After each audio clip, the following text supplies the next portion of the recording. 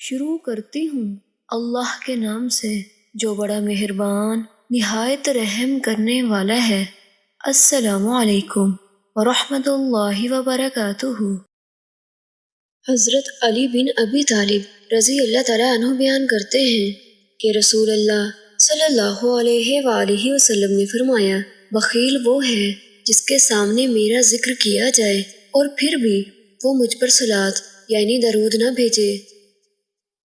حضرت ابو ہریرہ رضی اللہ تعالیٰ عنہ بیان کرتے ہیں کہ رسول اللہ صلی اللہ علیہ وآلہ وسلم نے فرمایا، اس شخص کی ناک خاک آلود ہو جس کے پاس میرا ذکر کیا جائے اور وہ شخص مجھ پر درود نہ بھیجے، اور اس شخص کی بھی ناک خاک آلود ہو جس کی زندگی میں رمضان کا مہینہ آیا اور اس کی مغفرت ہوئے بغیر وہ مہینہ گزر گیا، اور اس شخص کی بھی ناک خاک آلود ہو جس نے اپنے ماں باپ کو بڑھاپے میں پایا ہو اور وہ دونوں اسے ان کے ساتھ حسن سلوک نہ کرنے کی وجہ سے جنت کا مستحق نہ بنا سکے ہوں۔